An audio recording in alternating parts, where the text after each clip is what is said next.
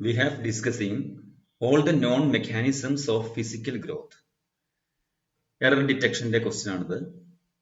Previous question ആണ്. Error detect ചെയ്യണം. We have discussing first ഭാഗം നമുക്ക് നോക്കാം. ഫസ്റ്റ് ഭാഗത്ത് we have discussing, we subject plural ആണ്. ഒരു സെന്റൻസിന്റെ സബ്ജക്റ്റ് പ്ലൂറൽ ആണെങ്കിൽ വെർബും പ്ലൂറൽ ആയിരിക്കണം. ഓക്കെ, അതാണ് കോൺകോഡ് എന്ന് പറയുന്നത്. അപ്പൊ ഇവിടെ ഈ സെന്റൻസിൽ കോൺകോഡ് തെറ്റില്ല. We have discussing all the known mechanisms of physical growth എന്നുള്ളതിൽ വി ഹാവ് കഴിഞ്ഞ് എറർ ഉള്ള ഭാഗം ഡിസ്കസിങ് എന്ന ഭാഗമാണ്. ഡിസ്കസിങ് എന്ന് പറഞ്ഞാൽ ING ഫോം.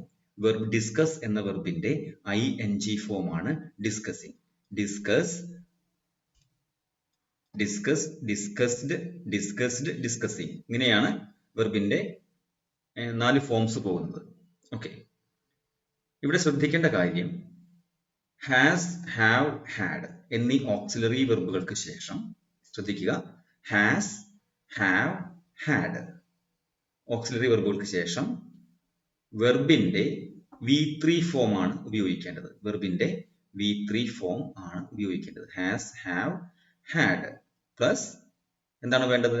വെർബിന്റെ V3 ഫോം, അതായത് past participle of the verb. എല്ലാ വെർബിനും V3 ഫോം ഉണ്ട്. V4 ആണ് ഇവിടെ കൊടുത്തിരിക്കുന്നത്. ഡിസ്കസിങ് ING ഫോം V4 ആണ്. എന്നാൽ ഈ സെന്റൻസിൽ വേണ്ടത് ഹാവ് കഴിഞ്ഞ് ഡിസ്കസ്ഡ് എന്ന V3 ഫോം ആണ്.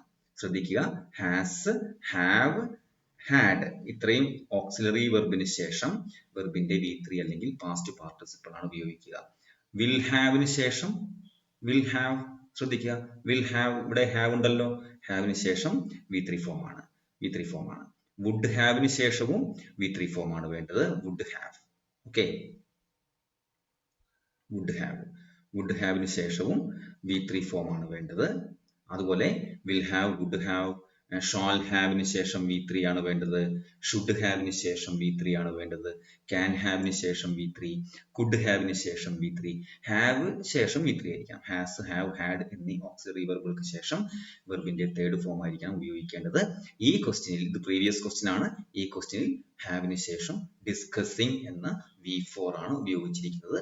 എറർ ഭാഗം ഇതാണ്. ഫസ്റ്റ് ഭാഗത്താണ് എറർ ഉള്ളത്. ഓക്കെ,